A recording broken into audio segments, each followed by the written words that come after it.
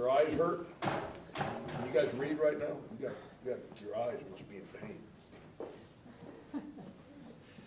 Can you see me up here? Your eyes gotta be in pain. I'm seeing blurry right now. Like Coach hanging on, make a statement, and then please raise your hand and ask a question. You know, a lot of times people say, well, we played hard. Well, that's great. That doesn't mean you played well. We did play hard. They played hard. Amir's like, we were just talking in the hallway. When you take over a program and you're trying to make it all work, getting consistency with how you go about business every day is the hardest thing. And they were playing their tails off, and then they had two, I don't say bad, but not well played defensive games. And I told our players yesterday after practice, I said, I know him, and I know three of the guys on their team. They're not taking that game against Hofstra and just acting like it's no big deal. They're going to come in here pissed off, and it's what they did. We needed this.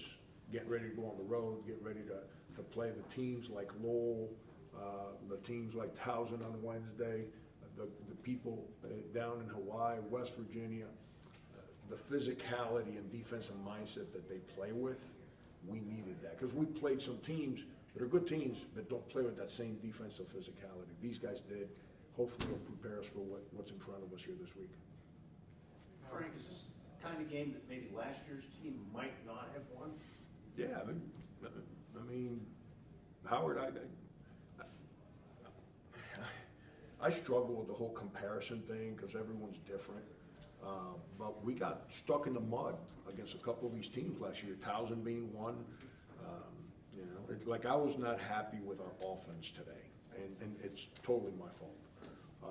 I was not happy with our offense, and at halftime I challenged our team. I said, what are we doing, man? We're just standing around jacking threes up. We're playing with no force whatsoever towards the rim. And we came out the second half and we did that. We didn't just settle for threes. We played with force, so we got free throws. Now, we didn't make them, but we got free throw attempts. And at least when you play with force at the rim, you get to the foul line and it allows your defense to set most of the time. When you just stand around and everyone's standing outside the three and just watching people heave up threes, then it's hard to offensive rebound those shots. It's hard to get in defensive transition in those shots. And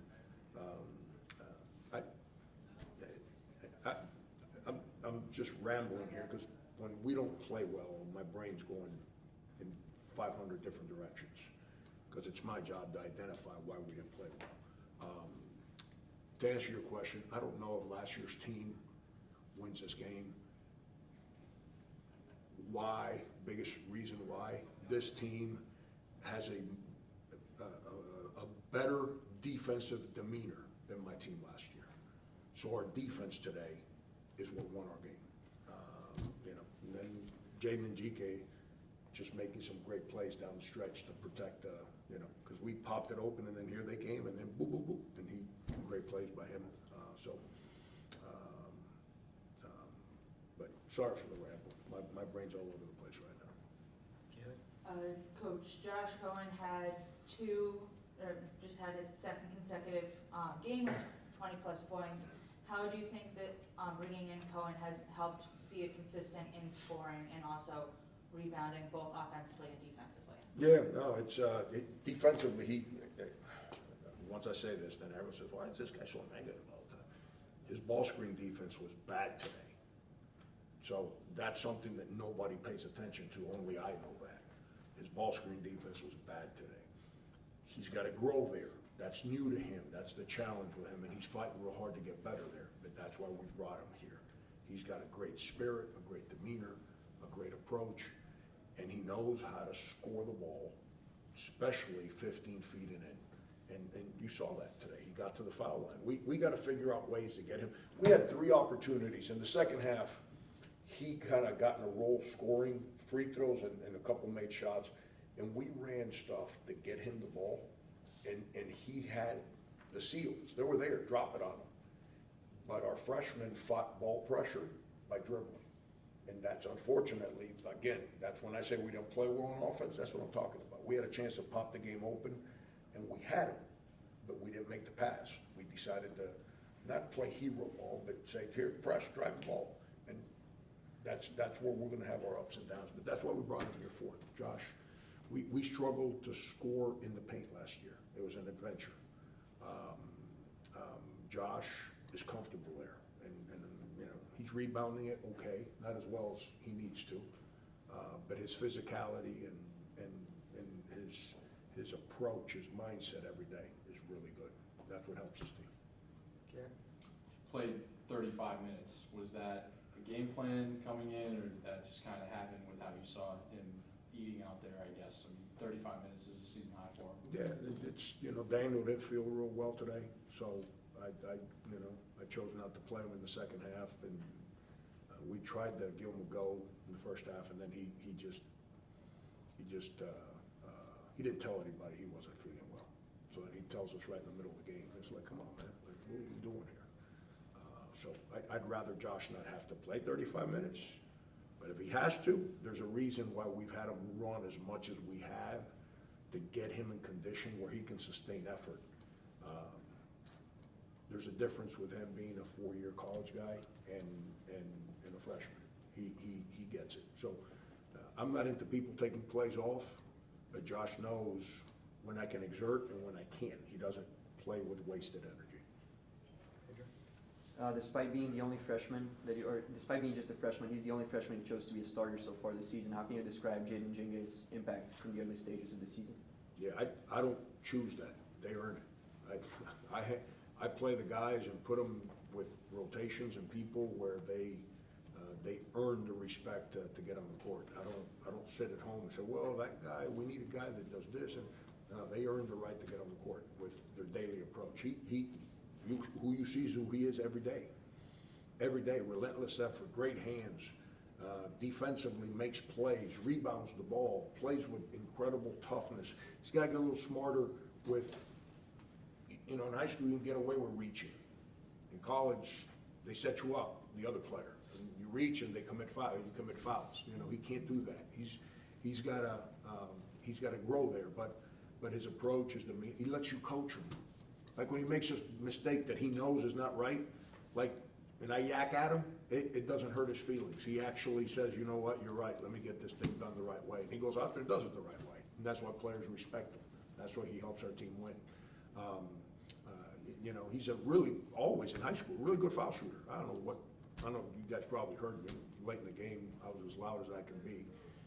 You know, he's got to get out of his head right now with this free throw shooting. He works at it every day. He makes them in practice. Just go step up to the line and make them. He's made them in high school. He's got to, you know, he makes too many plays for us for him to get in his head about foul shooting. How complete of a player is he? Because it just seems he affects a lot of different areas in the game. Yeah, he impacts winning. In life, you either impact stats or you impact winning. I'm into people that impact winning. I'm not into, I don't coach fantasy sports. I coach to win games. Guys that play fantasy sports, then they draft people and they pick people on their teams that score a lot of points and whatever, and people think that that's the way winning games works. No, that's fantasy sports. That's the different animal. I coach to win games. I play guys that do things a certain way, that have a demeanor and approach, that are good teammates, that can create a culture for us here to understand how to work every day, responsibility. Some people don't want responsibility. Jaden wants more responsibility, and he works to earn your trust to get it. He impacts winning. When people impact winning, you trust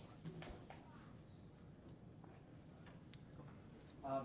Going into the season, you know, I guess in terms of like how you're making your schedule, you know, coming into today, I guess this is your fifth game. You only have 4 coming in, and having a Thanksgiving break, I guess around 10-ish days.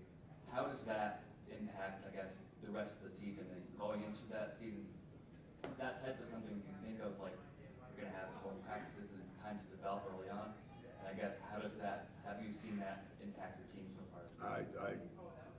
When I tell you it's my fault, that's what I'm talking about. It's too big a break. Too big a break after practicing every day since late September sometime. Too big a break, and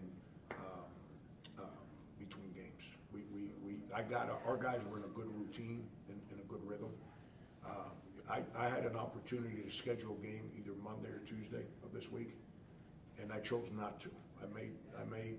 I get paid to make decisions. People think I get paid to like win games. I make paid to make decisions.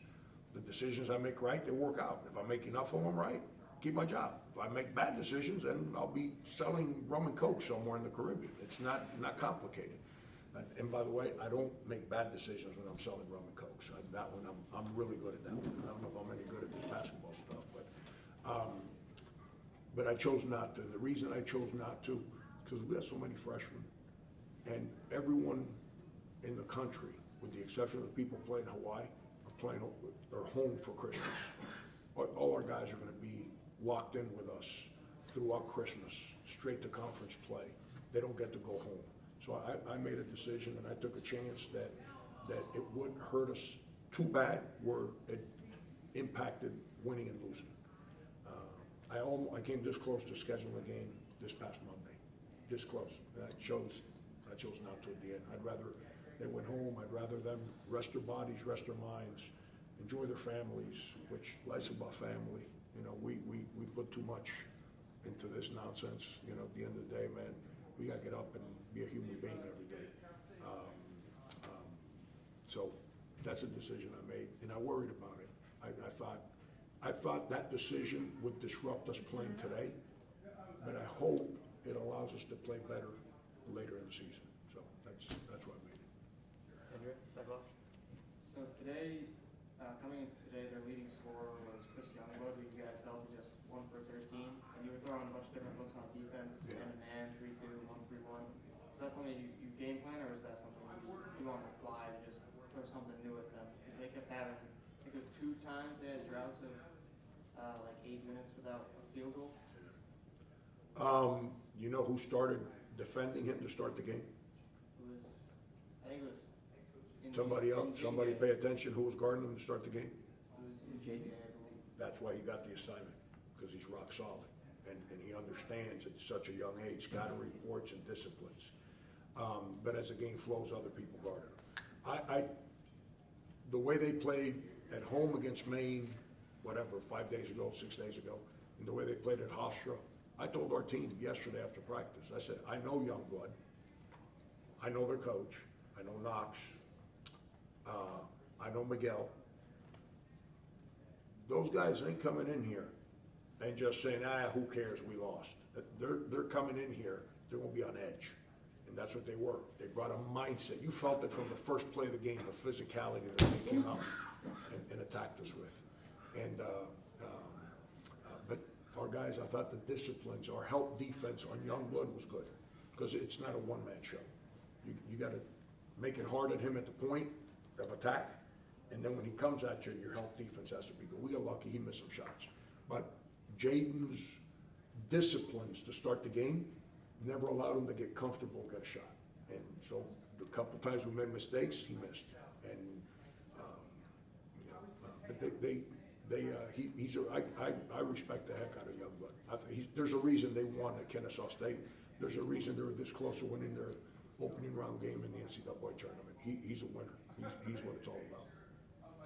With Hank and Sanford not feeling well and Cross getting into early foul trouble, what kind of adjustments did you have to make to the offensive game plan? Because with you guys struggling on the perimeter, you still want to run it through the high post and through Cross and Cohen, but you also don't want to get into further foul trouble. Well, that was part of when you lose Matt and Hankins, you lose some of your presence in the paint. So then, now Josh is riding solo in there. And we got to be, I've got to prepare us to be better in those moments on how we're going to play offensively. I tried to change what we were doing midstream, but just didn't play as well. Didn't play as well. We and they're not easy to drive the ball on, because everybody's 6'5", 6'6". So it's easy to say, I can drive the ball. Yeah, but when the guy driving is 6'1", and the guy guarding him is 6'5", and the guy standing there 6'5", and the guy standing there 6'5", it's hard to see passes.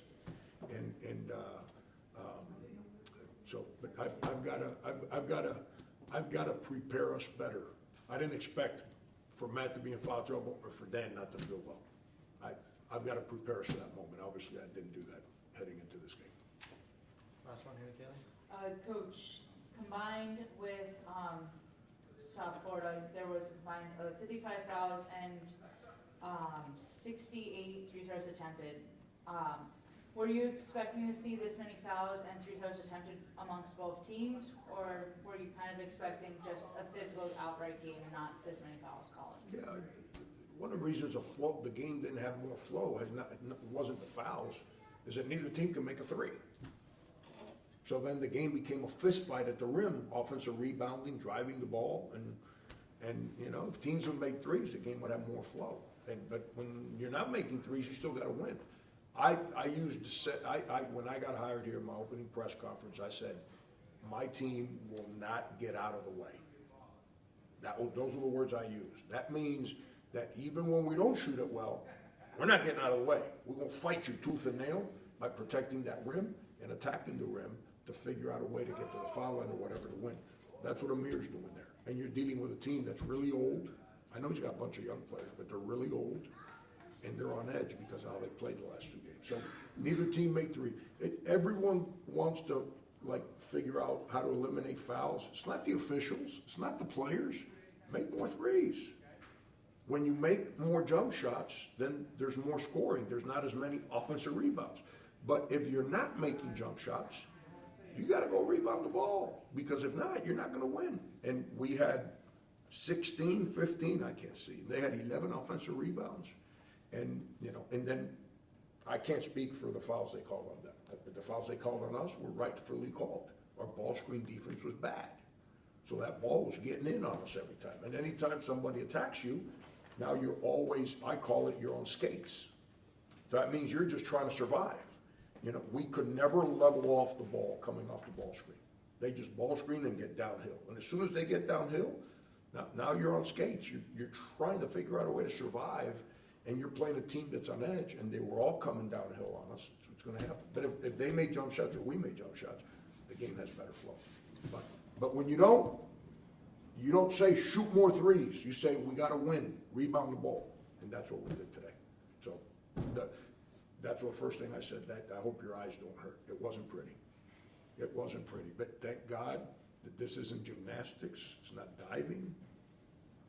It's score, win, loss, and sometimes the game isn't as pretty. Everybody wants a pretty game.